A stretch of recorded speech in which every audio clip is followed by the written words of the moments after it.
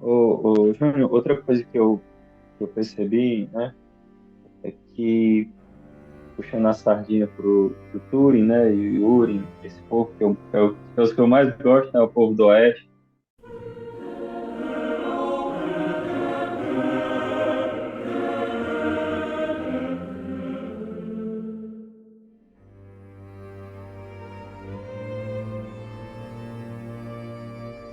Então, boa noite, né, pessoal? Mais uma reunião nossa do Salão do Fogo. E aí, conforme combinado, a gente vai conversar hoje sobre a queda de Númenor, que é a quarta parte, né, do Silmarillion. É a quarta parte, se eu não me engano. Bem pequenininho, né? São pouco mais de 20 páginas, mas o conteúdo é muito denso, né? E aí, por sugestão do Sérgio, a gente dedica uma reunião só à queda de Númenor e depois à Terceira Era, né? E os Anéis de Poder. A gente fala na reunião de abril, porque março a gente vai fazer uma programação diferente, né? Como a gente combinou lá no grupo.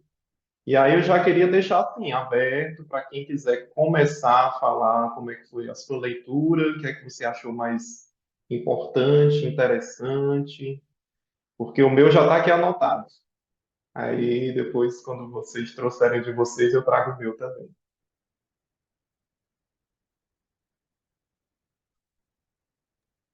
Acho que é interessante falar primeiro um pouco da diferença que tem do livro para a série, né? Vocês que assistiram a série eu não assisti ainda, né? Então joga aí para vocês.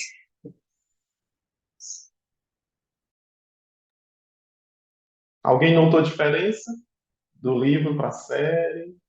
Eu notei umas coisinhas assim, diferentes.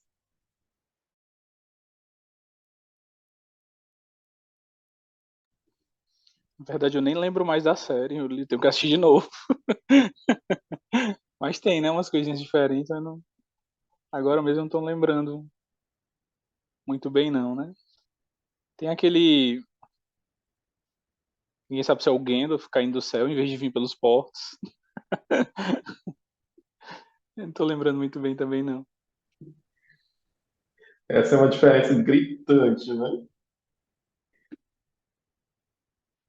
Uma diferença assim bem considerável, digamos assim, é que na série a Miriel é a rainha de Númenor, né? Mas no conto, no livro, ela não chega a ser a rainha, né? Porque o Pharazôn, ele antes dela se tornar rainha, que era o direito dela, né? De ascendência, né? Que ela tinha, o rei era tio dela, se eu não me engano. Então, o direito seria dela. Mas aí, antes dela assumir o trono, ele casa com ela, né? Assim, ele faz tipo, uma tramóia lá, casa com ela e assume o trono no lugar dela. Então, eu acho que essa é uma diferença bem considerável do livro para a série, né?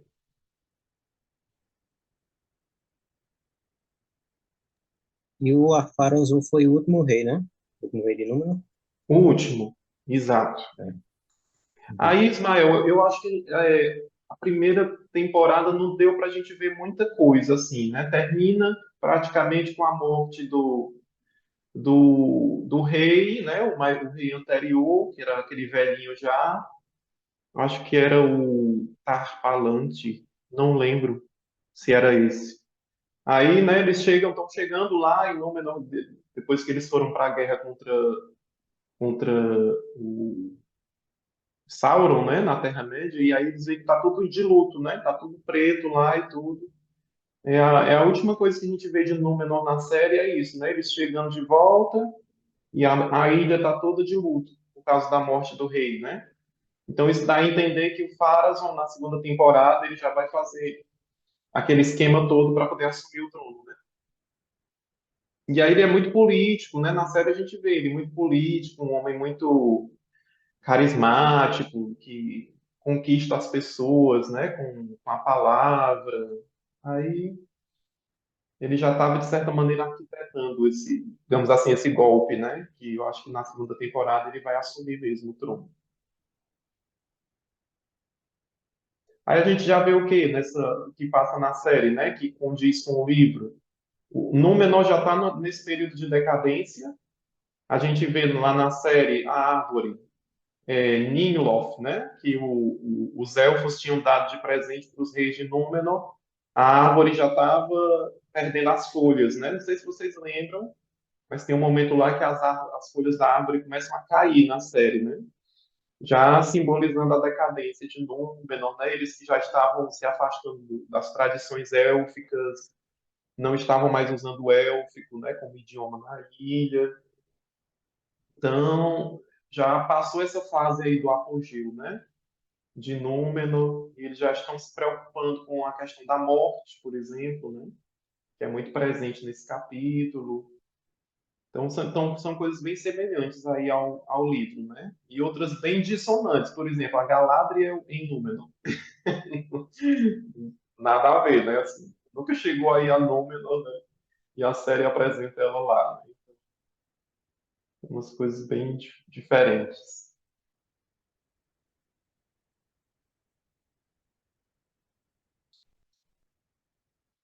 O que mais? O que é que vocês acharam aí da leitura?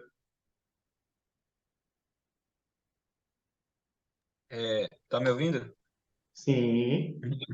Ó, o que eu pude ver de Númenor, uma das coisas que mais me chamaram a atenção foi essa tentativa exatamente do Deus, né? De Ilúvatar tentar fazer aí uma nova, como é que eu posso dizer, uma reconsideração com o povo, né? Construindo a terra de Númenor como sendo essa ilha isolada, onde eles não tiveram esse contato com o maligno. E é interessante que o contexto, exatamente como você falou da morte, né? Dessa, dessa ideia deles desejarem, né? Ah, nós somos tão bons, nós somos guerreiros tão fortes, nós somos ótimos construtores, nós somos uma civilização muito desenvolvida, que era Númenor, e ela entrar em decadência exatamente por conta que o único problema que eles a única coisa que eles não tinham ainda era a imortalidade, né? Então é um dos debates principais que eu vejo, que é a ruína de Númenor. Eu acredito que é como se fosse a revolta da sua própria natureza e aí é aquele negócio, é o desconhecimento do Logos, o desconhecimento do que está no ser deles. E aí me vem a lembrança agora daquele episódio que ele fala assim, né? O rei Parazon, acho que é assim que se nomeia, né? O rei, o rei voltou-se para o culto ao escuro e Melkor, seu senhor, primeiro em segredo, mas logo abertamente diante de seu povo. Ou seja, ali na série, né, a gente já vê a entrada de Sauron e tudo, só que posteriormente ocorre a perversão, né? Porque o Ilúvatar constrói um templo, né? Pede para adorar ele e tudo, e com essa revolta do povo Númenoriano, eles acabam invertendo o negócio, eles acabam adorando o próprio Melkor, o próprio Morgoth. E é interessante esse drama, né? Esse drama com punição de Númenor, assim, ó, pelo que eu pude perceber.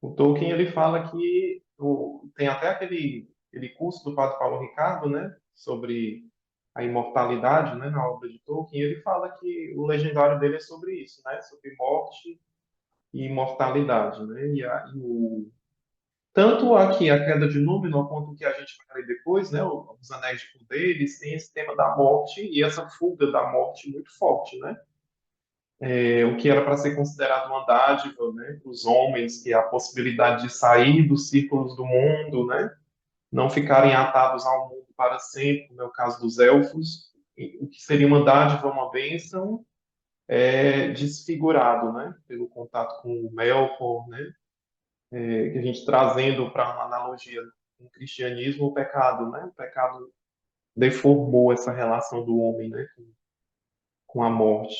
E é o drama de Númenor, essa fuga quando eles começam a decair, né? O ponto central aí dessa queda é exatamente o fugir da morte, né?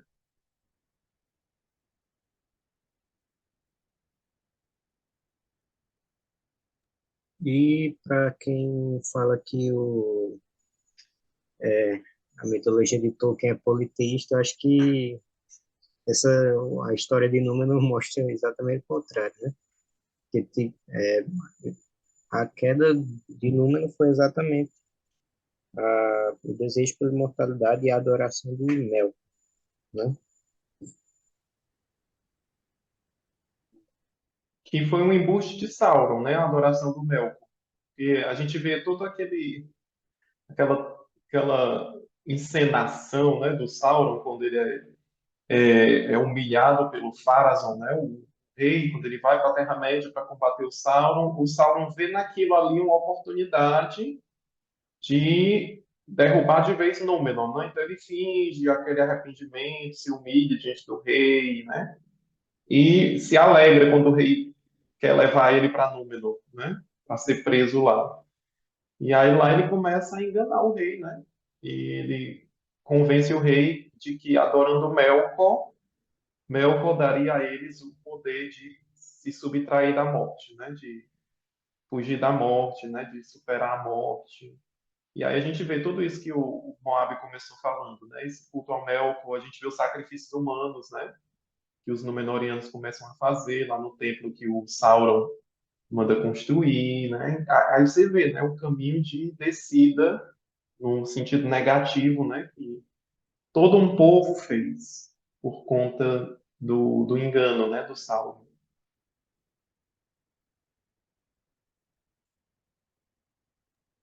Deixa eu só perguntar, só para uma questão para mim me localizar aqui historicamente, né? Essa queda de Númenor, ela acontece antes da depois, não, no caso, depois da queda de Morgoth, né? Que os Ainus vai lá e derrota ele, né? Subjuga ele. Aí, Correto. no caso aí, por exemplo, a gente pode entender que nesse caso aí é como se fosse aí o início do reinado de Sauron, né? Porque a gente vê, por exemplo, a atuação do Sauron, que é uma atuação muito interessante, que é lá de Beri-Luffy, né? Ele se transforma naquele lobisomem lá, aquela coisa terrível. Aí depois, aí depois sai, aí volta, mas a gente vê o Sauron como um ser assim, né? Ele é muito, ele tem uma semelhança muito com o Morgoth por conta que ele vai subjugar, ele fica ali toma uma pisa, aí fica por ali pelas rédeas, aí volta de novo. Ele sempre está nesse influxo. Então eu vejo aí como o primeiro grande feito, porque ele não conseguiu fazer nada em Beri-Luffy, né, praticamente assim. Ele conseguiu fazer algo assim realmente concreto de mal mesmo, foi uma das coisas que quando eu lia, sabe, a ideia do morro, onde o cara tocava se tornava algo maligno, né? Então ele conseguiu fazer isso. E ele tem a arte mais exatamente do mal mesmo, que é através do convencimento, né? E eu lembrei agora do próprio Adão e Eva, né? A questão da sedução, que é algo muito frequente dentro do campo espiritual, né? Tem aquela passagem Dar de ouvido à tentação, né? Dialogar com a é, tentação. tem aquela passagem que diz assim, né? Que até da liturgia das horas completas, que é assim, cuidado, o diabo é como um leão que fica em volta e tudo. Então eu vejo essa primeira ascensão de Sauron aí, né? Aí depois só outras coisas. E o Tolkien fala algo parecido com o que você disse. Eu acho que é aqui mesmo, no ponto do Akanabeth, né, da queda de Númenor, que o Tolkien, quando começa a falar de Sauron, ele diz que ele só não era pior antes porque tinha o Melkor, né? Então, quando o Melkor sai de cena, né, quando ele é preso pelos Valar e é empurrado, né, para o vazio, aí pronto, o Sauron ele não ficava atrás em maldade, né, em astúcia. Ele só não era maior que o Melkor porque o Melkor estava presente, digamos assim, no mundo, né? E ele era o mestre das formas. Aí ele, nesse sentido, ele se parece com Saruman, né? Vocês lembram que no Senhor dos Anéis como é, o mago de muitas cores, né? Então, por quê? Porque o Saruman, ele era um maia igual o Sauron, né? E eles eram, os dois, se eu não me engano, eles eram maia de Aule, né? Então eles tinham coisas parecidas, né? O Sauron era o senhor das muitas formas. Ele se muda em lobisomem, né? Se muda em qual é o outro animal? Uma serpente, né? Lá no conto de Beren Lúthien. E assume uma bela forma, né? Como a gente vê aqui. Então ele tinha esse poder de manipular a aparência dele, né? E só no final aqui do conto, né? Quando o Númenor afunda, que ele também afunda junto, é que ele perde para sempre, né, a bela aparência que ele tinha e ele não consegue mais retomar, né? Ele fica preso na forma mesmo de pavor, né? E a gente consegue ver, Júnior, que ele é claramente inspirado no Lúcifer, né, do cristianismo. Porque, por mais que Tolkien fez isso sem querer e depois na revisão propositalmente, né? Uhum. Mas ele era conhecido como o Senhor dos Presentes, né? Era muito belo, dava presentes, é, ele iludiu ali o povo de Númenor, né? Assim como até o Turing acabou de citar na passagem de Adão e Eva, né? Então, o que a gente pode tirar disso, né? Eu entendo que quando o mal ele começa a oferecer, né?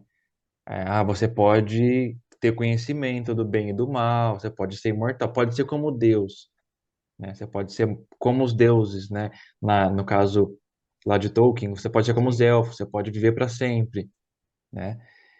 E a gente é iludido com isso, a gente passa a desejar, a partir de quando a gente sabe que isso é possível, a gente passa a desejar aquilo, né? E vai atrás, né? Acaba caindo nessa tentação. E tanto no nosso caso quanto no caso de Númenor, o resultado disso é a queda, né? No caso deles foi o dilúvio, né? Ninguém sobreviveu, quase ninguém. A gente tem alguns sobreviventes, né? O Noé, Figura de Noé, né? Os Noés de Noé. o Noézinho e os filhos dele ali, que Uhum. depois foi um grande rei, né? Na história do Tolkien, e que é importantíssimo para a história toda, ele, o filho dele e tudo mais, e para nossa também a figura do Noé, né? E da Uhum. família dele. Mas eu acho que o ensinamento, né? E o ensinamento cristão que a gente pode tirar disso é justamente essa tentação, né? Que ele causa, que ele oferece pra gente, e que se a gente cair, é a queda e o fim, né? É realmente uma destruição total, né? É muito difícil de você sobreviver. Tem os que sobrevivem, né? Tem os Noés ali, mas é o que eu entendi que ele quis colocar na história, né? É muito bonito quando o Tolkien fala também do esse valor da fidelidade dos fiéis, digamos assim, né? Que são aqueles que permanecem fiéis aos Valar, né? Aos elfos, às tradições de Númenor, né? Como eles são poupados, né, daquela desgraça toda, né? E eu acho que trazendo para a nossa vida também, enquanto cristãos, de certa maneira a gente vive hoje numa sociedade como Númenor, né? Perdeu-se mesmo das tradições, né, cristãs, né, das tradições morais, né, do Evangelho. A gente vive numa Númenor que está prestes a afundar, né? Se não literalmente, né, assim, mas moralmente, espiritualmente, né, uma sociedade que vai caindo nesse abismo, né, do vazio mesmo.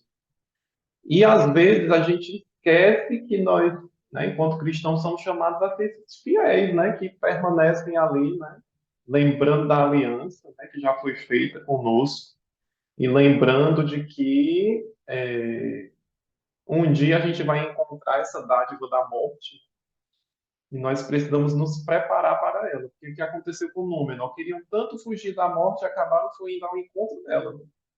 Acabaram indo diretamente ao encontro dela, né? Tanto o rei com a frota dele, né? Quando eles vão lá para Valinor, né? E eles desafiam a interdição, né? Dos Valar, quanto o povo, né? Aquele povo que seguiu o rei afundou também, né? Todinho ali, né? E às vezes a gente esquece, né? De que existe um olhar sobre nós enquanto fiéis aí, cuidando de tudo, né? Que nos impede de afundar junto, né?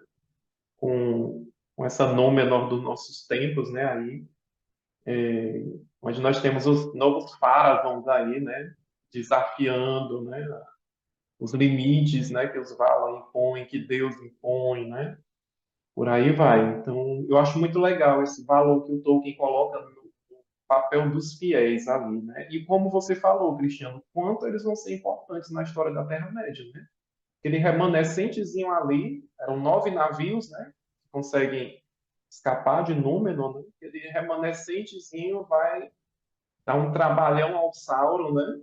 Durante centenas e centenas de anos ainda, né? Tanto que o Sauron odiava, né? Os Dúnedain, né? Que é os descendentes aí dos Númenóreanos.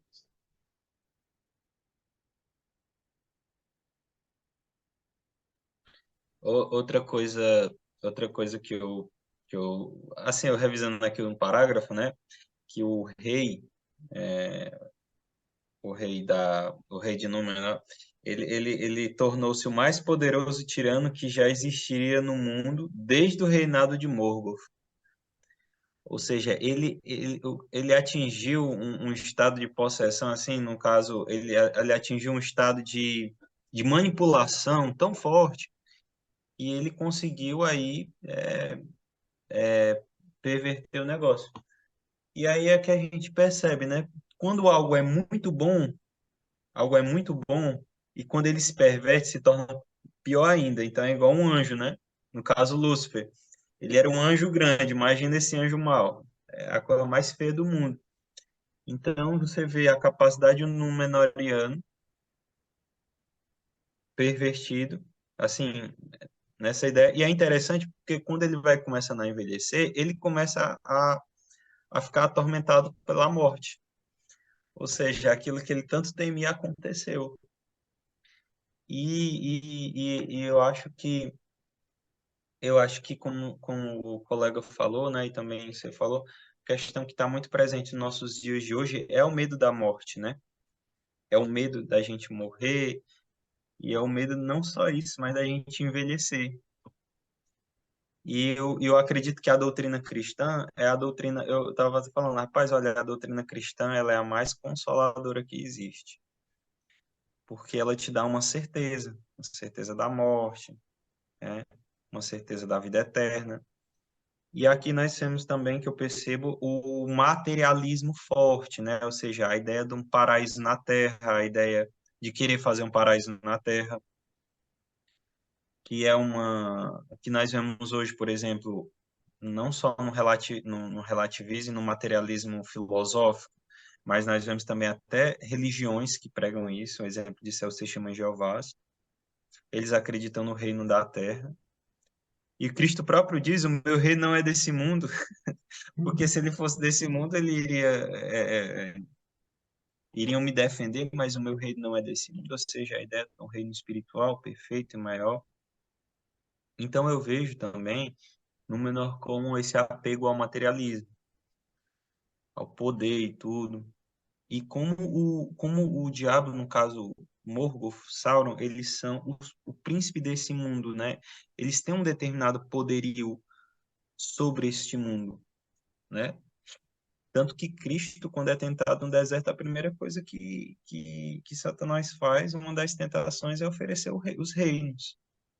Isso significa que existe um determinado poder, né, sobre essa realidade. Não um poder absoluto, né, como ficaram aqueles fiéis, né, no caso, os descendentes dos Númenóreanos. mas existe um determinado poder. E eu acredito que Númenor é uma torre, assim como também dá um exemplo da Torre de Babel, né? Os homens quereram chegar a Deus por conta própria. As pessoas que estavam na Torre de Babel também queriam chegar aos céus, ou seja, queriam conquistar também a imortalidade da alma. E esse foi uma decadência, né? O Eric Wegener, que é um grande filósofo, ele fala duas coisas, né? Assim, as duas formas do homem chegar, o homem tentar ser Deus foi no paraíso, o homem tentou ser como Deus, na Torre de Babel, dessa maneira. Então, eu acredito que tem muito a ver a questão do materialismo. É isso. Então Vocês dá sabem dizer perfeito. se. Vocês Diga, sabem Rafa. dizer se. Eu fiquei com essa dúvida que eu li hoje, reli novamente o capítulo hoje para participar da reunião. E se o Ar-Pharazôn e se o povo dele tinham morrido realmente, porque no livro fala que eles ficaram tipo embaixo da terra e vão ficar lá esperando até o julgamento final. Vocês Interessante, entenderam né? assim? Pois é, E né? acabou que ele, Eu também nem percebi isso aí. então acabou que eles nem morreram e foram castigados, né, nesse caso? Ou não? Eu lembrei de um episódio parecido que acontece no livro do Êxodo. Não sei se vocês lembram, os exploradores que Moisés enviou para reconhecerem a terra de Canaã. Quando eles voltaram, eles não queriam, né, guerrear para poder conquistar a terra. Então, quando eles voltaram, eles foram desqualificar a terra de Canaã diante do povo, né?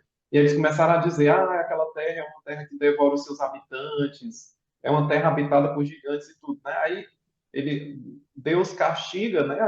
Era Caleb, se eu não me engano, era Coré, não lembro o nome dele. E o grupinho dele lá, né, que estava fazendo isso, ele castiga com a terra engolindo eles, né? A terra se abre debaixo deles e engole. Então, a primeira vez que eu li essa parte da queda de Númenor, eu lembrei desse episódio bíblico, né? Uhum. Mas é isso literalmente que dá a entender. Eles ficam presos, tipo, presos, né? Até o juízo final, digamos assim, né? Como castigo. Porque eles Conseguem o que acham que eles vão querem, que é a morrer, né? imortalidade. É, Eles aí, Eu conseguem o acho que que eles foi, querem, que é a imortalidade. eu acho que foi aquele que eu lhe falei também, né, Júnior? Aquele episódio lá, né, que ele mandei o áudio, se eu não me engano, desse episódio bíblico. Tem muito a ver também com a... Ele sim, fala que foi. Só me lembra qual foi o episódio. eu falei que era números, que no livro de números já. Ou era, mas era exatamente esse mesmo, esse episódio que Deus ele faz essa, o povo, eles acreditam, né? O povo vai e cai. Ah, sim, E é sim, sim. interessante, Lembro, lembro. como eu havia lhe falado, eu fui pesquisar no catecismo qual foi a primeira palavra do nome Sheol, né? E o Sheol foi o primeiro lugar. Olha, os primeiros caras que habitaram o Sheol, que inauguraram o Sheol, foi esse pessoal que caiu. Porque eles ficaram aguardando o juízo final. Tá? A primeira ideia de Sheol, ou seja, o mundo dos mortos, tá nesse aí que você Sim, falou mesmo. nesse episódio, né? E aí, o que o Moab falou anteriormente desse materialismo de Númenor, né? É bem real, porque junto com o medo de morrer vinha esse apego, né, às coisas. Apego à realeza, no caso dos reis, né? A gente vê que no começo ali o primeiro rei Elros, né? E os seguintes, eles eram reconciliados com a mortalidade deles, né? Viviam muitos anos, mas quando eles se cansavam, né, e entregavam o cetro, eles passavam isso tranquilamente para o descendente, né? E morriam. E o descendente, por sua vez, ia assumir ali o reinado. E isso, quando começa a pesar sobre eles, esse medo da morte, vai ficando mais difícil. Então, eles não entregam mais o cetro, né? Vai chegando mais no final da linhagem dos reis, né? Eles não entregam mais, eles adoecem, eles perdem a sanidade, né? Porque passaram do tempo, digamos assim, né? mas eles começam a ter esse apego à realeza e as pessoas começam a ter apego a Númenor, né? As riquezas, tal que eles construíram, né? Eles eram uma sociedade muito avançada, então eles só veem aquilo, né? Só o material e aí entra a inveja. Começam a invejar os Valar, né? Começam a invejar os elfos, né? Então começam a se sentir injustiçados. É o que a inveja faz, né? Segundo a igreja, a inveja é o quê? A tristeza pelo bem do outro, né? Então, eu me sinto triste pelo bem, pelo sucesso, né? Pelo que o outro tem, que eu julgo não ter. Então, eu me sinto triste por isso. É como se fosse uma ofensa pessoal a mim, né? A gente vê essa dimensão da inveja aí muito grande, né? Nos últimos dias de Númenor também.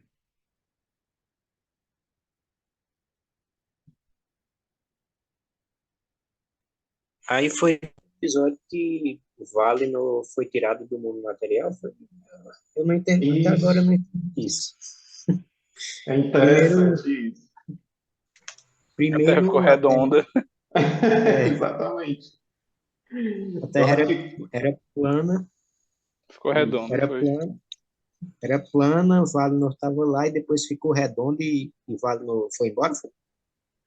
é isso mesmo. É tipo quando o Eru, né, abre essa fenda no meio entre Númenor e Valinor, né, que a água entra e puxa, né, Númenor para dentro, além daquela fenda.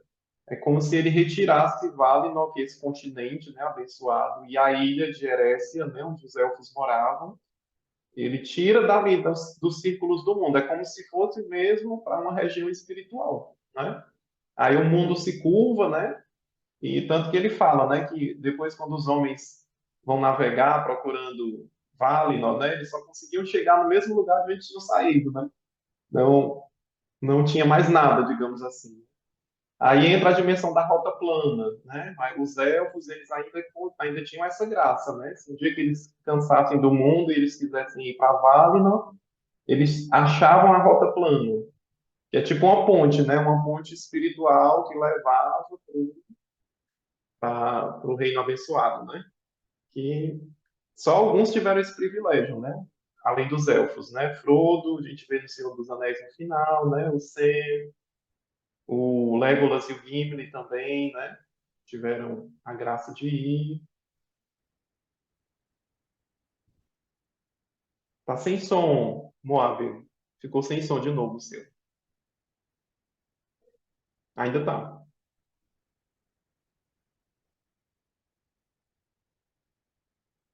Pois é, Ismael, é bem interessante. Eu acho bem interessante esse conceito aí da rota plana.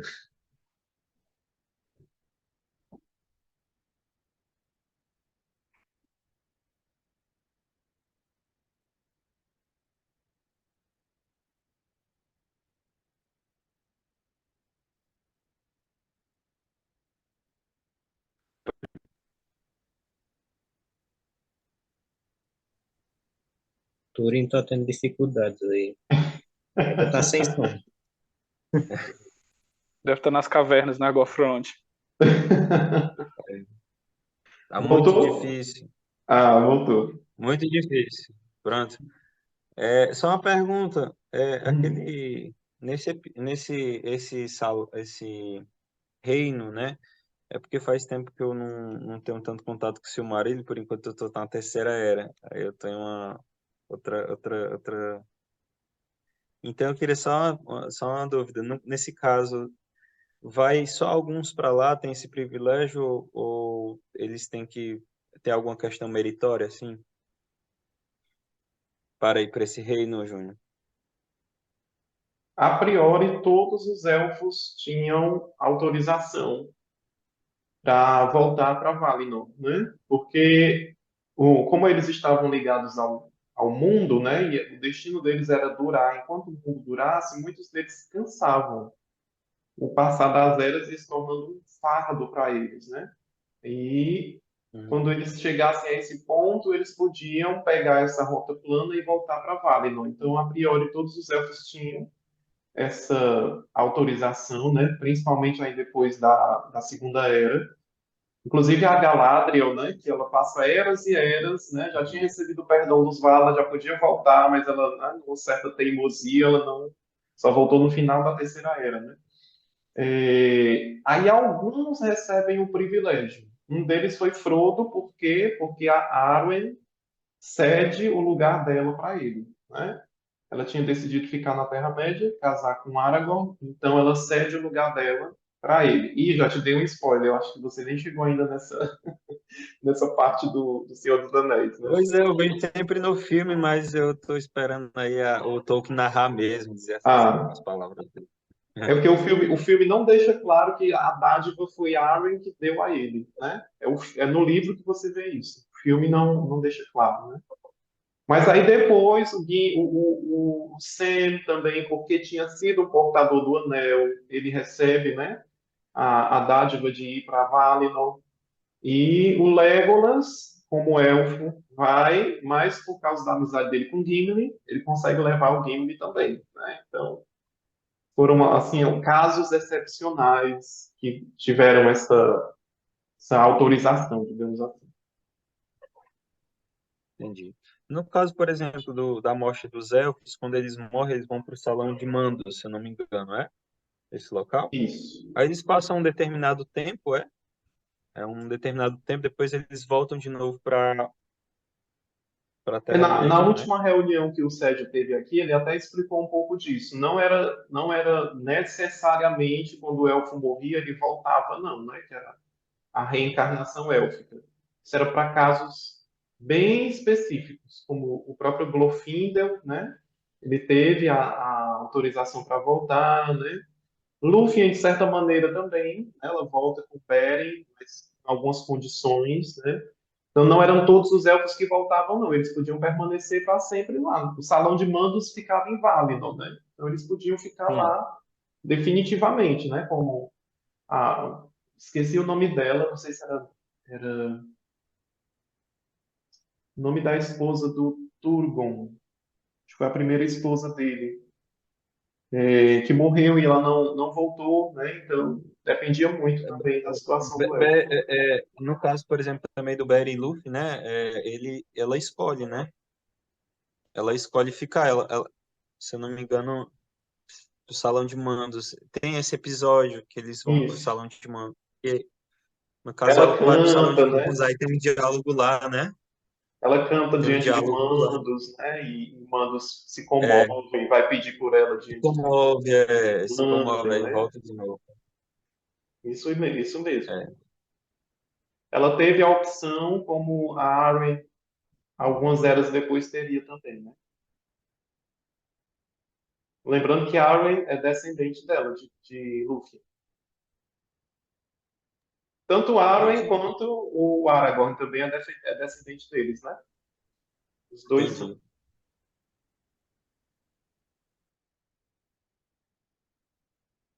Quando eu comecei a ler assim, e assistir O Senhor dos Anéis, eu imaginava que o Frodo, o Bilbo, o Legolas, o Gimli, quando eles fossem para Legolas não, né?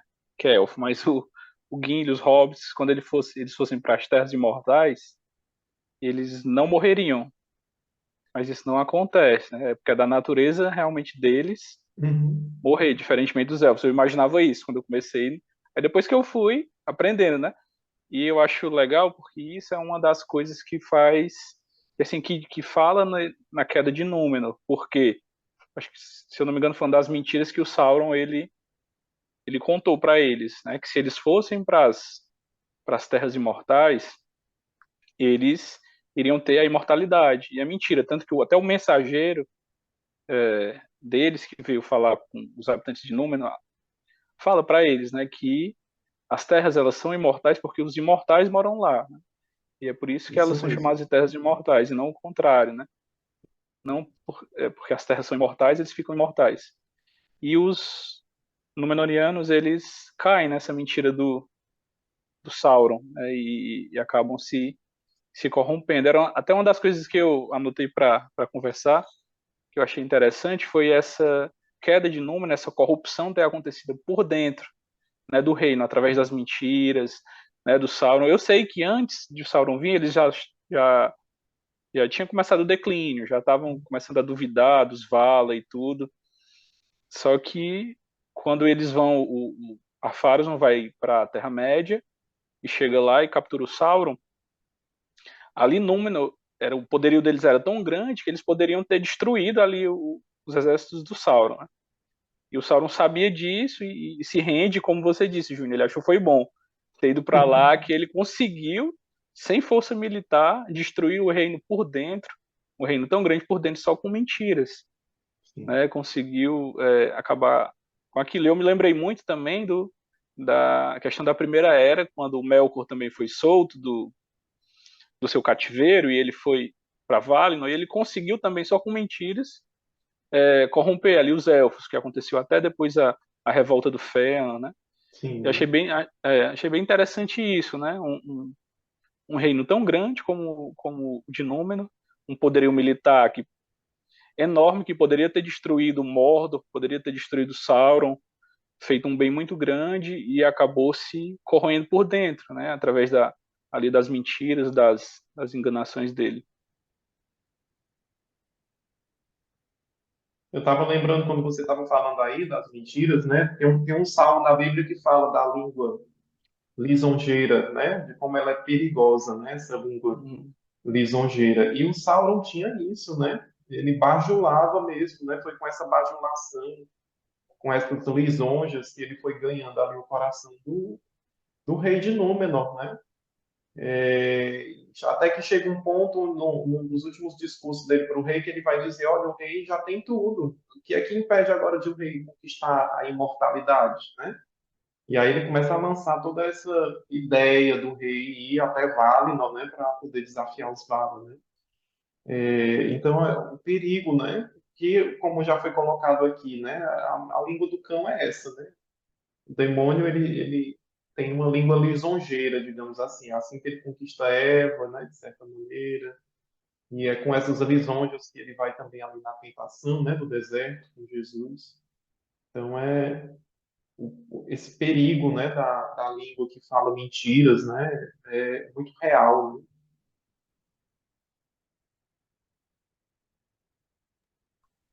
Eu achei interessante que o Nathan comentou sobre o reino se destruir de dentro para fora, porque no nosso mundo também é assim, né?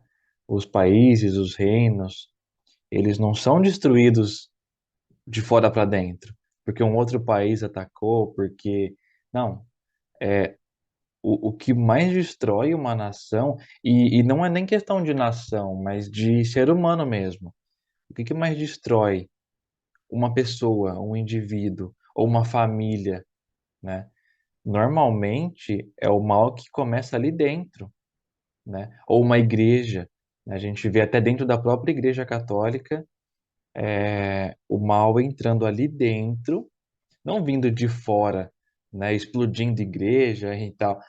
Não precisa de tudo isso. Nada é muito grandioso vindo de fora para dentro, mas ao contrário, né? Aos pouquinhos ali, com mentira, com, né? É tudo muito imperceptível, ou quase imperceptível, né? Tudo muito, parece muito pequeno, mas vai ali, aquela sementinha vai crescendo ali, e isso aí acontece dentro da gente, né? Quando a gente tá quando deixa o mal tomar conta, e vai crescendo, até que chega uma hora que ele destrói. E isso vale para o nosso corpo, para nossa família, começa ali dentro, para uma nação, para uma igreja, né?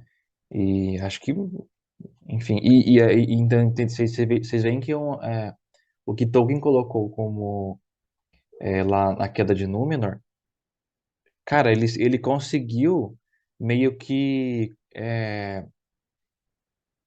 definir, né, como que acontece. Tipo, é como se fosse um mito primordial, né? Ó, é uma fórmula. Acontece desse jeito e é válido para qualquer outra situação, né?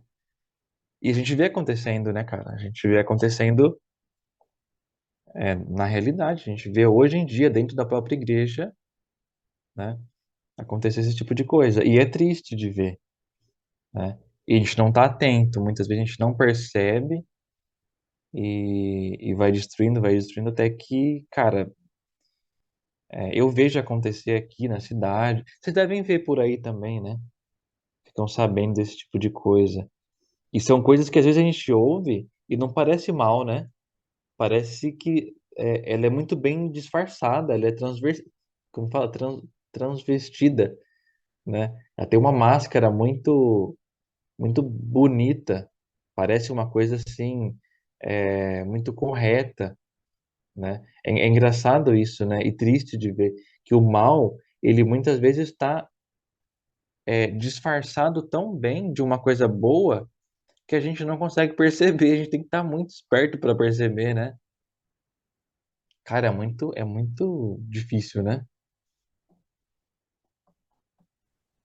Haja dom do discernimento, né? São Paulo já fala na carta aos Coríntios, né, de um dos carismas do Espírito Santo é o discernimento, né? Para você saber o que vem de Deus, o que vem do maligno, o que vem da carne, né? Porque são ontem, inclusive, na comunidade, a gente tinha uma formação só sobre esse tema, né? O discernimento. Nós vivemos mergulhados em muitas vozes, internas e externas, né? De todos os tipos que você imaginar, mas uma dessas vozes é a voz de Deus. E o dom do discernimento é essa, digamos assim, essa luzinha que acende, né? Quando é a voz de Deus, a luzinha alarma, né? Ou, no sentido contrário, quando é a voz do demônio, a voz da carne, a luzinha, opa, tem alguma coisa errada. A gente pode fazer um paralelo com, quando a gente for ler a outra parte do Silmarillion, né, dos Anéis de Poder, quando o Sauron volta para a Terra-média, que ele vai tentar de novo, né, derrubar os reinos élficos, ele coloca de novo, né, a forma dele bela, né, aí ele vai se apresentar como o Senhor dos Presentes, né, e ele vai para onde? Ele vai primeiro para Lindon, para poder conquistar os elfos lá. Só que o Gil-galad e o Elrond não caem na conversa dele. Não caem. É tipo assim, ó, o dom do discernimento acendeu ali, né? Tem alguma coisa errada. Então não deixam nem ele entrar, né? Em Lindon. Mas onde é que ele vai ser escutado? Em Eregion. Lá nos ferreiros élficos, descendentes do Fëanor, né? O Celebrimbor, lá em cima, né? É lá. As palavras lisonjeiras dele vão ser ouvidas, né? Então, a gente pode dizer que o discernimento de Eregion estava lá embaixo, né? Assim, para perceber o mal que estava ali, como o Moab colocou, né? Esse leão ali procurando a quem devorar.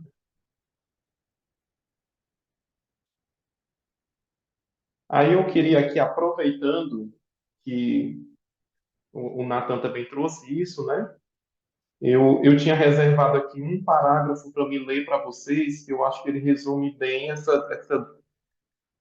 esse drama, né, da morte para os Númenóreanos, né? Eu gosto muito do diálogo dos mensageiros dos... Só acolher aqui o Vinícius. Então, eu gosto muito do diálogo entre os mensageiros dos Vala e o rei, né? É muito interessante, né? E Deus faz assim com a gente. Quando a gente está no erro, né? Quando a gente está prestes a pecar ou está no pecado, Deus manda mensageiros, né? Seja a nossa consciência, sejam os acontecimentos, sejam as coisas que a gente lê, que a gente vê, né? Que vai tocando nosso coração, né? Vai nos chamando a conversão, a voltar, né? E os Valas vão fazendo assim, né? Com os Númenóreanos, né? Mandam os mensageiros, aí começam as águias, né, a aparecer no céu, aquela nuvem em forma de águia, os trovões, né? Começam a ter uns terremotos na ilha também, né? Chamadas à consciência, né, para eles caírem em si. Então, acho isso muito interessante, né? E aí, nesse diálogo dos mensageiros com o rei vai interrogá-los, vai dizer assim, ó, e Earendil, meu ancestral, não vive? Ou ele não está na terra de Ama? Ele está questionando, né? O Earendil é ancestral dele, ganhou a imortalidade, por que que ele não tem o direito, né, de ganhar? Aí os mensageiros dizem, né? Sabeis que ele, o Earendil, tem um fado à parte e foi juntado aos primogênitos que não morrem. Contudo, isso também é seu destino. o de que nunca poderá retornar às terras mortais.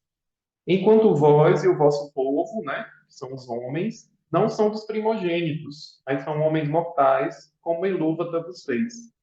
Aí eu acho aqui muito interessante, ó. Contudo, parece que desejais agora ter o bem de ambas as gentes, velejar a Valinor quando desejardes e retornar quando vos aprouver para vossas casas.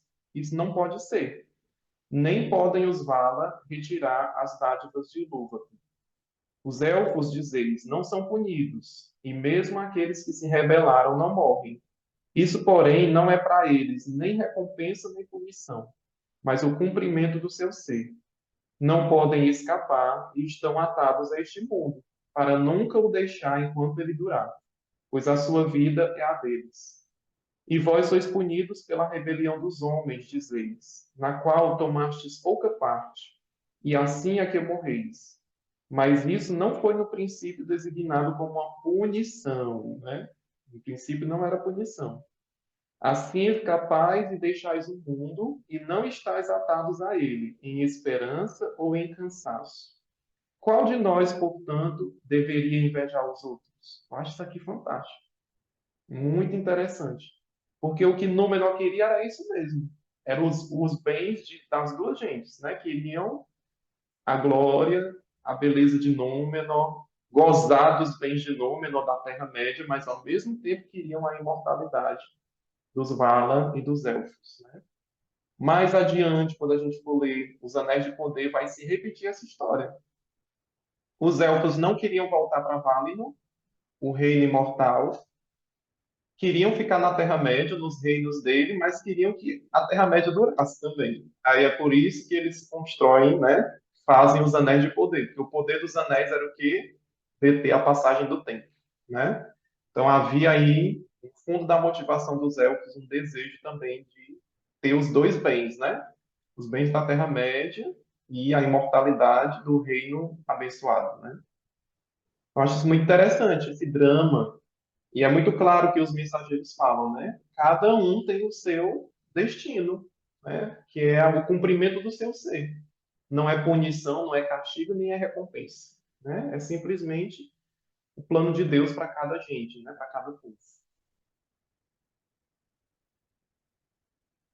Boa noite, Vinícius. Seja bem-vindo. E aí, boa noite. Eu cheguei meio atrasado, eu tava vendo aí a discussão de vocês aí sobre os elfos, e eu ainda tô no Hobbit, mas achei interessante, eu queria fazer até uma pergunta, né? Quando, eu acho que é Arwen, eu acho que é a personagem mais difícil de dizer, assim, o nome. É porque eu tava vendo o filme, né? Ela vai pra essa questão da imortalidade, mas meio que ela não quer ir por causa que ela quer ficar com Aragorn, é isso mesmo? Isso mesmo. Mas Ela, não é Betty Luke, não, Francis? mas a Arwen também ela faz a escolha dela, né? Ela podia fazer essa escolha. Então ela, é porque o livro ele romantiza bastante, o livro não, o filme, né? Ele romantiza bastante, dá uma ênfase muito grande, mas no livro é bem sutil, bem superficial o que a gente vê, né? Então ela, quando chega no final, né, da Guerra do Anel, que é o Anel destruído, ela decide não ir para Valinor, né? Ela decide, na verdade, a gente não pode nem dizer que ela fica mortal. Ela continua sendo imortal, porque o Aragorn envelhece, ela não envelhece, né? Ela só não vai para Valinor no final do filme, né? Então ela abre mão de certa maneira dessa aventura, dessa felicidade, né? E fica na Terra-média por amor a ele. Tanto que ele vai envelhecendo e tudo, né? Morre, mas ela, sim, de idade ela não morre, ela vai morrer de quê? De tristeza. Que os elfos podiam morrer, né? Por um ferimento grave ou por tristeza, sofrimento, né? Então ela morre por isso. Mas de certa maneira é uma escolha que ela faz também, né? Ela decide não compartilhar o destino do povo dela para poder ficar com o Aragorn.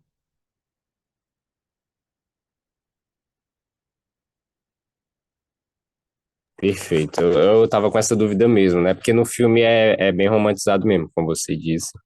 Aí eu tentei até ver mesmo o Senhor dos Anéis no livro, só que aí eu não tava conseguindo ver isso bem. Só no filme mesmo que deu essa maior ênfase. No Senhor dos Anéis, você vai encontrar nos apêndices a história deles, viu? Quando você lê, lá no final do Retorno do Rei, tem um conto de Aragorn e Arwen. Lá você vai ver a história mais detalhada deles dois. Júnior, outra coisa que eu percebi, né, é que, puxando a sardinha pro Túrin, né, e o Húrin, esse povo que é os que eu mais gosto, né, o povo do Oeste, eu fiquei, assim, muito instigado a ler, né, os filhos de Húrin, e porque me chamou a atenção uma coisa muito interessante, né, agora eu lembrei de uma frase, não sei se vocês assistiram aquele filme, foi muito conhecido, né, A Guerra de Troia, com o Brad Pitt, né? E aquilo ali é muito interessante, inspirado, né, em Odisseia de Homero e tudo, onde ele diz uma coisa, né, que lembra muito a questão dos homens como herói, né, o aspecto do heroísmo, né, que tem na mitologia grega, é um ato fundamental da mitologia grega, os heróis como Hércules e Aquiles e outros, né, o próprio Teseu, né, que vence Minotauro, para quem gosta de mitologia grega. Aí eu lembrei porque o Aquiles tem uma frase quando ele vai lutar pelos gregos, ele diz assim, eu não, acho que eu não sei assim a palavra certa, mas é assim, nós, nós, nós temos a morte e é por causa dela que nós damos tudo em uma batalha, damos até a vida numa batalha. Ou seja, diferente dos elfos, né, que têm imortalidade, os homens não têm nada a perder, e é por isso que eles dão tudo. Então, a questão do sacrifício para o homem, ela tem um significado para o herói, simbolizando para o herói, ele tem um ato muito mais grande, porque é tudo que ele pode dar. O maior valor que o homem pode dar é a vida, né? Então ele dá a vida por esse ato heróico, porque ele vai transcender. E esse era o problema dos elfos. Que os elfos diziam assim: olha, o problema é que eles são mortais e ninguém sabe para onde eles vão depois daqui. É um mistério. Iluvatar deixou um lugar específico para eles, que não sabia, né? Então, de certo modo, os elfos tinham esse, é, esse desejo, né, pelos, essa curiosidade pelos homens. Outra questão, só para concluir, é que a, a, a gente vê, por exemplo, os elfos, eles não têm esse ideal de sacrifício, por exemplo, os mais antigos, como o Fingolf, esse pessoal era muito assim, os que criou a Silmarils, eram seres assim que tinham um grande conhecimento, grande inteligência, mas não tinham o ato assim do sacrifício, do valor, era uma coisa muito mais autocontemplativa, de ver os elfos bem orgulhosos, né? Mas a gente vê, por exemplo, todo o drama de Túrin, todo o drama de Uri, naquela naquele ideal, né?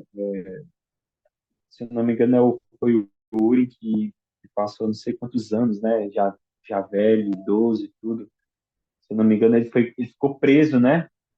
É porque faz tempo que eu não leio assim, não sei se eu estou recordando, né? Mas se eu não me engano, foi o Uri, ou foi o Turing, que ficou anos e anos preso lá em Morgoth, Foi o cara. Húrin, Preso não, o porque pai do Morgoth foi o Túrin. diabo. Foi o Urim, foi. Foi, né? Isso. Obrigado. Então, ele ficou preso porque o Morgoth odiava ele, exatamente pela valentia. E essa valentia foi que fez com que Beren fosse atrás, né, da Silmarils para conquistar o amor da vida dele. É o que faz o Aragorn. Então, assim, Eu puxo muito a sardinha, eu gosto, os meus preferidos são os homens mesmo, porque eles revelam algo que é muito importante. E eu acho que o Tolkien ele se inspirou muito nos heróis gregos também, né? Aquiles, Teseu, o cara Teseu para conquistar a mão da Ariadne, ele fez tudo, derrotou até o Minotauro. Então, é o amor, né? É o amor que move o maior herói. E o maior herói que a gente pode ver é o de Cristo, né? Porque Cristo é o perfeito Deus e homem, né, ao mesmo tempo. Então, esse aspecto em Cristo também é o ato mais heróico, né? No caso, a cruz. Isso me faz refletir muito. Desde quando eu li o Silmarillion, eu fiquei refletindo sobre essa questão dos homens. Nem liguei muito para os elfos, fiquei mais prestando atenção nessa parte. Tolkien, ele falava bastante de sacrifício na obra dele, né? Ele colocou bastante esse tema lá.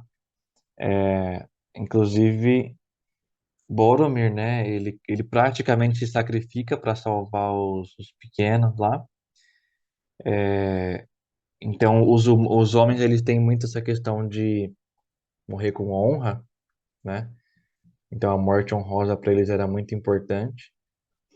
E tem essa questão. Aí também o Frodo, ele não que ele se sacrifique, mas quando ele e o Sam ficam sozinhos, só eles dois, né?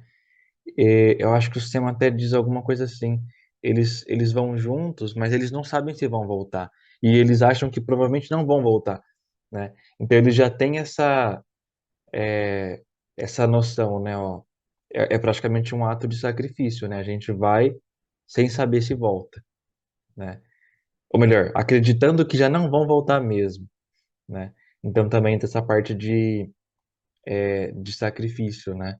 E que como você falou aí, é o sacrifício, é o que a nossa religião entende como deve ser o nosso amor, né? O amor sacrificial. A nossa vida deve ser baseada nisso, né? Jesus, ele se ofereceu em sacrifício e a nossa vida sem sacrifício não vale a pena, né? Eu acho que a gente também tem muito isso dos homens, né?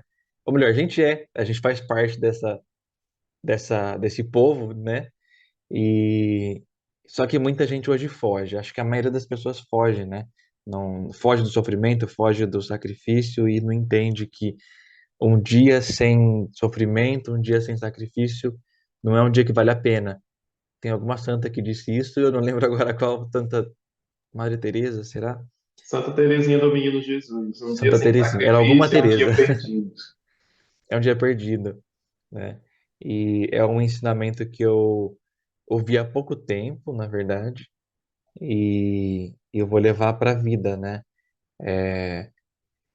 Essa coisa de você parar de ter dó de si mesmo, né? Parar de ter dó de si mesmo, eu não vou acordar cedo porque eu tô com sono, é um sofrimento. Não, eu vou evitar, sabe? Evitar ao máximo o que dói, né? E aí você acaba evitando o crescimento físico, espiritual, né? Então, não. A vida é sofrimento. E a gente não pode ver isso como algo ruim, né? O sofrimento é ruim, então eu vou evitar. Não, sofrimento não é ruim. Sofrimento é crescimento, né? É o nosso objetivo de vida é esse daí, né? É uma coisa, para mim é uma coisa nova. Há pouco tempo que eu comecei a entender esse conceito, né?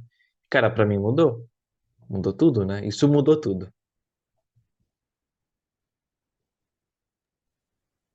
E aí eu acho que entra no ponto de que a fé É, transforma essa noção de morte e a nossa relação com a morte, né? No Evangelho de São João, Jesus fala: ninguém me tira a vida, eu a dou livremente, né? Então, a dimensão do sacrifício de Cristo. A gente está nesse tempo de quaresma, né? Já caminhando para umas semaninhas aí para a Semana Santa, e a gente vê que o sacrifício de Jesus muda a dimensão da morte. Hoje, depois de Cristo, a gente pode dizer que a morte é uma dádiva, de certa maneira, né? É um dom, porque ela foi ontologicamente por dentro, né? Ela foi transformada, não é mais fim, né? Ela é porta. E a gente vê isso na experiência dos santos, né? Todos os santos tinham uma visão essencialmente positiva sobre a morte. Desde Santa Teresa d'Ávila, que dizia: morro porque não morro, né? Vivo sem viver em mim, né? Para ver a Deus é preciso morrer, né? Ela dizia. Santa Teresinha dizia: não morro, entro na vida, né? E São Francisco, né? Eu até separei aqui o trecho. São Francisco, no finalzinho da vida dele, ele compôs o Cântico do Irmão Sol. Não, na verdade, o Cântico do Irmão Sol é antigo, né? Na vida de São Francisco. Mas quando ele estava chegando no final da vida, ele acrescentou uma estrofe sobre a morte, né? A última estrofe, e ele diz assim, ele vai louvando, né, o cântico do irmão Sol, ele vai louvando pelo sol, pela água, né? Aí a última estrofe ele diz assim: louvado sejas, meu Senhor, pela irmã nossa, a morte corporal, da qual nenhum homem vivente pode escapar. Ai daqueles que morrerem em pecado mortal, bem-aventurados os que ela encontrar na sua santíssima vontade, porque a morte segunda não lhes fará mal, né? Então, eu acho muito lindo esse trecho, né, do Cântico do Irmão Sol. É uma reconciliação com a morte, né? É a irmã morte, como diria São Francisco. Então, São Francisco teria muito a ensinar ao Farazão, né, que se desesperou, né, diante da morte. E os santos, eles têm muito, né, a nos ensinar, né? Até um santo jovem como o Beato Carlo Acutis, né, que enfrentou com tanta coragem, né, a morte e teve uma atitude muito serena, né? Tanto quando ele soube que ele estava com leucemia, né? Viu o diagnóstico do médico, ele disse para a mãe dele: mamãe, Deus ligou o alarme, né? Assim, Deus ligou o alarme. A contagem regressiva, né? Tanto que só foi uma semana, né? Que ele ficou doente e logo depois ele morreu. Então, os santos tinham uma relação muito diferente com a morte. Era essa relação que Ero e Lúvatar queria que o homem tivesse, né? Da morte como essa possibilidade mesmo de um encontro com ele, né? Eu acho isso muito interessante mesmo.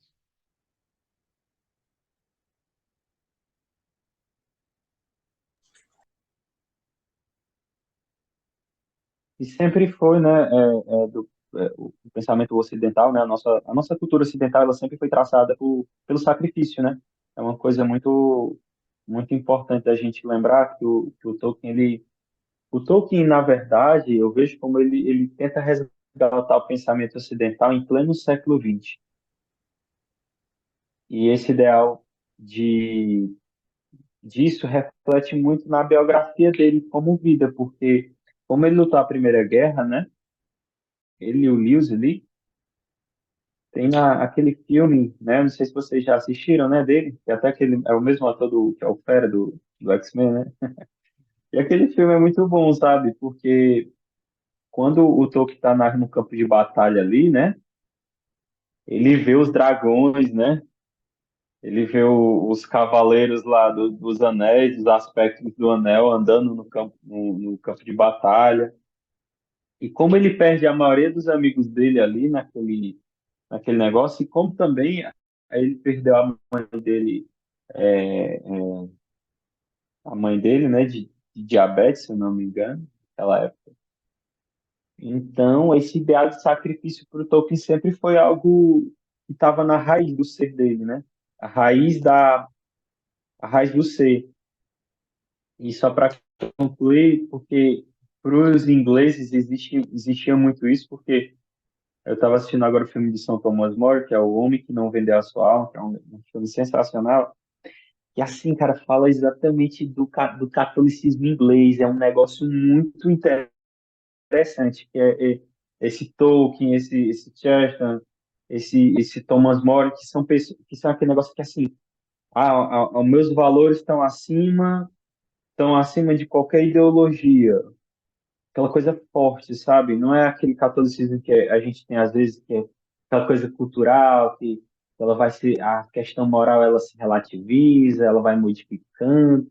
É uma coisa bem sólida, sóbrias e simples, muito simplória. Então, o Tolkien ele tem esse ideal de sacrifício muito sutil nele. E ele joga tudo aí no Frodo, né? Se eu não me engano, esses hobbits, ele se imaginava como hobbit, né? Então ele via como os outros hobbits como serem os amigos dele, né? E o mais bonito é isso. Esse ideal de sacrifício está inteiramente ligado à biografia dele.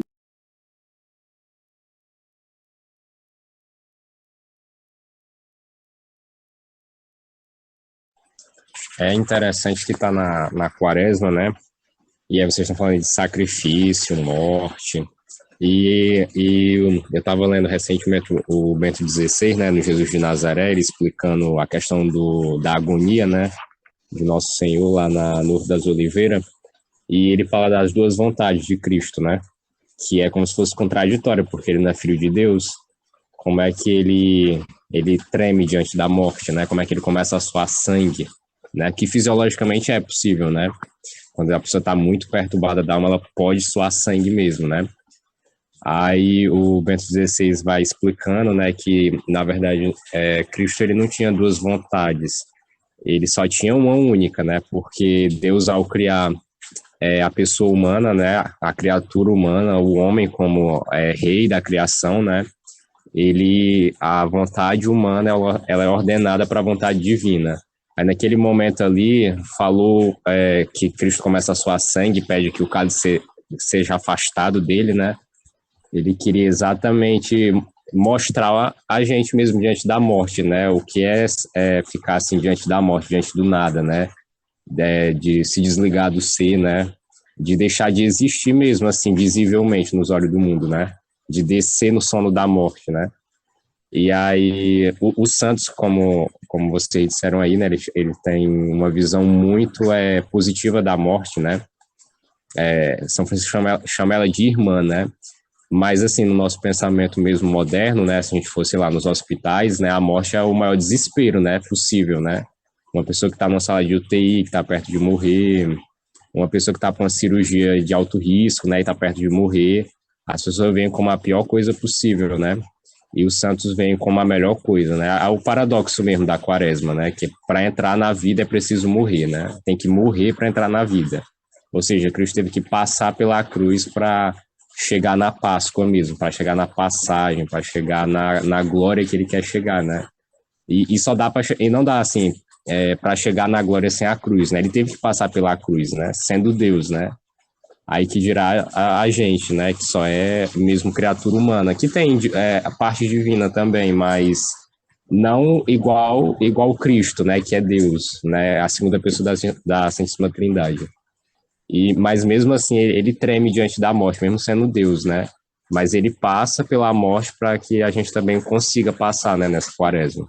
E também refaz todo esse significado, né, do sacrifício, porque no Antigo Testamento não era assim tão bem visto essa questão do sacrifício, era muito uma visão assim próspera, né? Que Deus só abençoa aquele que está muito próspero, que está muito bem de vida, que está ganhando dinheiro. Essa pessoa que está pobre, que está difícil a vida, né? Aí tem alguma coisa errada, né? Hoje em dia também, que essa questão da teologia da prosperidade, né? Aí que despreza mesmo o sacrifício, né? Não, se você estiver doente com câncer, isso não é vontade de Deus, né? Isso, na verdade, tem alguma coisa errada, deve ser o demônio agindo, né? Então, em suma, né? Não saber abraçar a cruz, né? Porque Cristo, então, ele estava na agonia lá e ele poderia também ter dito isso. Não, eu sou filho de Deus, eu não quero passar pela cruz, eu quero só salvar aqui o mundo de um modo mais fácil, né? Sem ser pela cruz. Mas ele mesmo sendo filho de Deus, ele, não, mas não faça a minha vontade, mas a tua. E ele vai para a cruz, né? Em condições, assim, subhumanas, né? Porque já fisiologicamente ele tendo passado, assim, pela questão de suar sangue, né? É uma sede tão grande porque no nosso sangue, né, o sangue humano tem leucócito, né, e tem água nele. Que nem se ele bebesse toda a água do oceano conseguiria matar a sede, né? Ele tinha que ter uma transfusão de sangue direta ali. Aí nessas condições foi para o Calvário, uma noite mal dormida no Sinédrio, né, diante de Pilatos, depois flagelado, coroa de espinhos, até chegar na cruz, até às 3 horas da tarde, né, que é o tempo da quaresma mesmo, que a gente reflete a respeito disso. Do sacrifício mesmo de Cristo, dessa questão mesmo de se doar, né? Ele que era Deus, né? se a gente fosse fazer um paralelo, né? Ele era muito mais do que acima dos elfos, né? Ele não era um homem mortal, ele era mesmo o Logos divino, é o Logos divino que coordena tudo, e, no entanto, quis sofrer a cruz, né? Quis se encarnar, quis vacilar, nas palavras do Papa João Paulo II, né, na meditação, quis vacilar, quis até o último instante dizer que ele não queria fazer a vontade dele mesmo, né? Ele queria salvar mesmo a humanidade.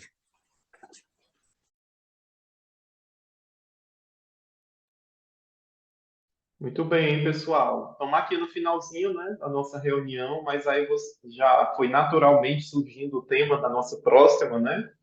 Que, como a gente tinha combinado, a gente vai dar uma pausa, né, na leitura do Silmarillion. A gente pode continuar lendo, na verdade, mas na próxima reunião a gente vai, como o dia 25 de março, o dia da destruição do Um Anel, né?